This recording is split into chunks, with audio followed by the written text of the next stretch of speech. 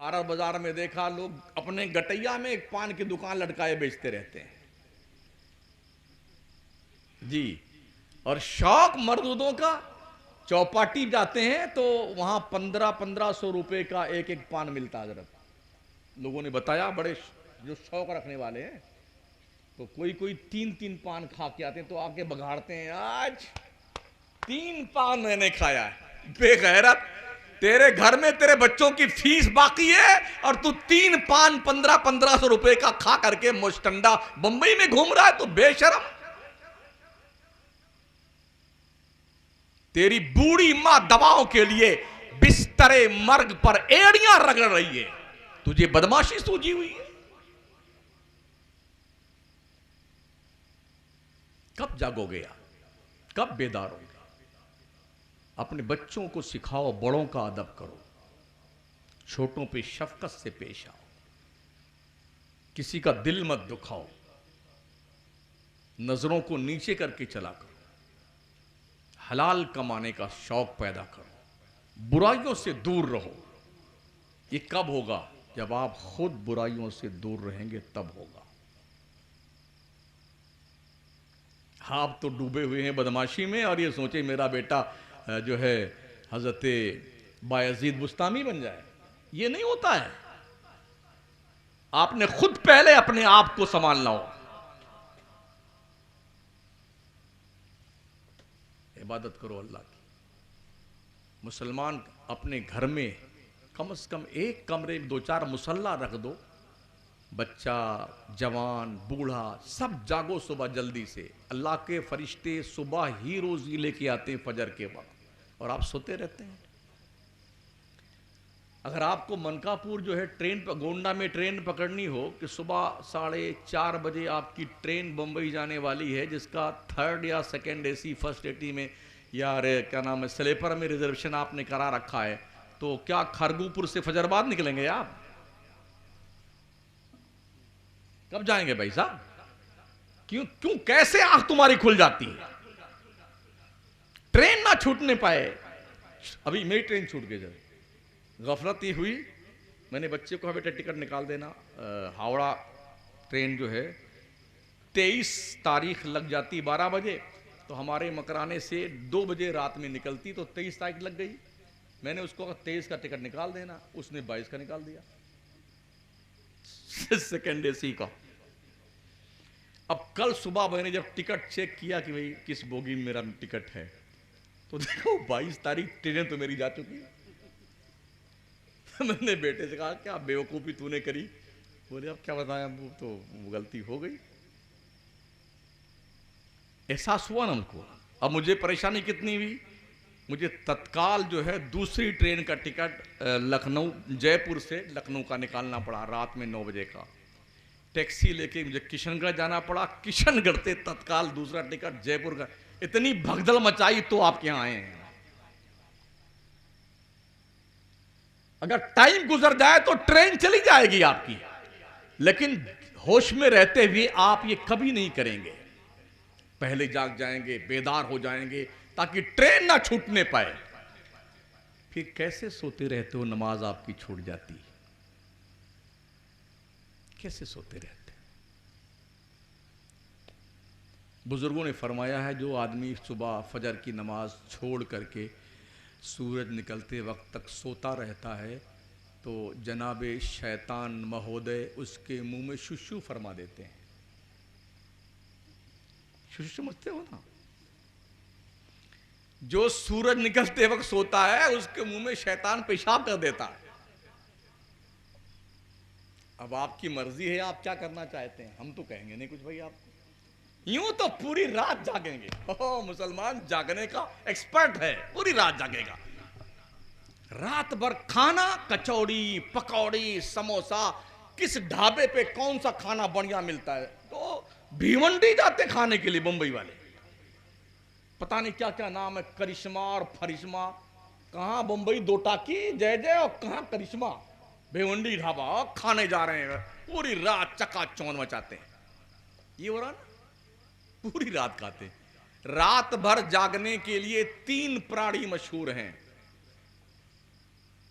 एक का इसमें गिरामी उल्लू है जो पूरी रात जागता है, दूसरे का इसमें गिरामी चमगादड़ है, और तीसरे का इसमें गिरामी कुत्ता है, डॉगी। यही तीन प्राणी रात भर जागते हैं। अब आप भी जागते हैं तो इन तीनों में से आपको क्या कहा जाए ये आप जाने, मैं तो कुछ नहीं कहूंगा। आप सेलेक्ट कर लें तीनों में से कि आप अपने लिए क्या आपकी चॉइस है, चमगादड़, उल्लू या डॉगी। कि रात भर यही तीन प्राणी जागते हैं। अल्लाह के नबी ने फरमाया ईशा पढ़ के जल्दी सो जाया करो, सुबह जल्दी आंख खुल जाएगी, अल्लाह के फरिश्ते तुम्हारे लिए रोजी लेके आते हैं। कभी कभी ऐसा होता है रात में तहज्जुद के वक्त भी नींद खुल जाती है, जानते हो? तहज्जुद की नमाज अल्लाह से मोहब्बत की नमाज है। और जब इस वक्त आंख खुल जाए ना, झट से उठ करके बस वजू बना करके बस मुसल्ले पे खड़े हो जाओ तहज्जुद के लिए। ये वो वक्त होता है जब बंदा बड़े ही चारों तरफ कोई आवाज नहीं, एक सुई के साथ वो होता है, उसकी रहमत अल्लाह की होती है। अगर नींद नहीं खुलती है ना तो सोते वक्त अपने रब को पुकार, ए अल्लाह मुझे तहज्जुद के वक्त बेदार कर देना। अल्लाह की कसम अल्लाह जगा देता है, तजर्बा आजमूदा है। यकीनन आंख खुलेगी आपके तहज्जुद के वक्त, उस वक्त जो मांगना है मांगो ना। औलियाए किराम क्या करते थे रात में? तहज्जुद इसीलिए पढ़ते थे, अल्लाह से मुलाकात करते थे। हमने यही सब छोड़ दिया है ना यार। किसी को अगर एमएलए से, एमपी से, मिनिस्टर से, मुख्यमंत्री से मिलने का वक्त लेना हो तो कई कई महीने लाइन में लगना पड़ता है। इस चमचे से मिलो, उस स्टील वाले चमचे से मिलो, उस बड़े वाले चमचे से मिलो, तो इस तरह वाया वाया करके फिर आप पहुंचेंगे उसके स्पेशल कोटा के उस आदमी तक जो आपको आपकी मुलाकात का टाइम बताए और तारीख बताए। फिर उसके बाद आप पहुंचेंगे उस तक। 25 मिनट, आधा घंटा, 40 मिनट का वक्त ये लोग देते हैं अपने मुलाकातियों को, ठीक है ना। जो लोग वक्त पा लेते हैं वो उस फोटो को काट कर रखते हैं। अखबार में जब छपता है ना तो मोबाइल में फोटो खिंचवा लेंगे, वीडियो। जब कोई उनके घर पे आएगा ये तो ये देखिए ना मुख्यमंत्री से मेरी मुलाकात हुई थी, कितना पगलाया हुआ रहता है, लगता है कि अभी ये आसमान में उड़ जाएगा बेहुदा। ओ लोगों, तुम दुनिया के मिनिस्टर फिनिस्टर से मिलने के लिए चमचागिरी करते हो तो तुम्हें 30-35 मिनट का वक्त मिलता है, तुम फूले नहीं समाते हो। वो जो बादशाह है ना पूरी दुनिया का, वो अहकमुल हाकिमीन, खल्लाक़े कायनात, दुनिया के सारे मिनिस्टर फिनिस्टर जिसके चुटकियों में समा जाए, पता ना चले, वो रब कहता है मेरे बंदो तुम मुझसे मिलना चाहते हो, मैंने अपनी तरफ से 5 वक्त तुमने टाइम दे रखा है, फजर, जोहर, असर, मगरिब, इशा, ये मैंने अपनी तरफ से वक्त दिया है। ए मेरे बंदे तू मुझसे मिलना चाहता है? करीम आका फरमाते बंदा जब सजदे की हालत में होता है तो अल्लाह और बंदे के दरमियान कोई बीच में वास्ता नहीं होता, डायरेक्ट बंदा खुदा से बात कर रहा होता है। किस बादशाह से? जो हिंदुस्तान के प्रधानमंत्री का भी बादशाह है और पूरी दुनिया के सुदूर और मिनिस्टर का बादशाह है, उस बादशाह से डायरेक्ट बंदा बात करता है। फिर भी अल्लाह की तरफ से ऐलान है, बंदो अगर तुम्हारा और जी चाहता है मुझसे बात करने का तो जब तेरा दिल चाहे, रात के अंधेरे में, दिन के उजाले में, जब तू चाहे, जहां चाहे मुझसे बात करना। बस तू नियत बात 2 रकत की और मुझसे बात कर। इससे बड़ा बादशाह कौन हो सकता है जो अपनी रियाया से इस तरह से इंप्रेस करता हो, मेरे बंदो तुम मुझसे बात करो। ये मेरी तरफ से इंफॉर्मेशन है, अल्लाह कहता है। हम हैं कि मानने को तैयार नहीं। माओ अपने बच्चों को गोद में दीन सिखाओ, बच्चों की सबसे पहली तरबियत और दानिशगाह, तरबियत गाह, पहली यूनिवर्सिटी माँ की गोद है। हज़रत साद इब्न अबी वक्कास अशरे मुबश्शरा के साहबी फरमाते हैं, अपने बच्चों को कुरान की तालीम दे दो, अहले बैत के मोहब्बत की तालीम दे दो, हुजूर से प्यार करना सिखा दो, बस छोड़ दो। ये 3 मोहर लगा दो अपने बच्चे के दिल पर। जिस डिपार्टमेंट में जाएगा दूसरों को अपने रंग में रंग के आएगा वो।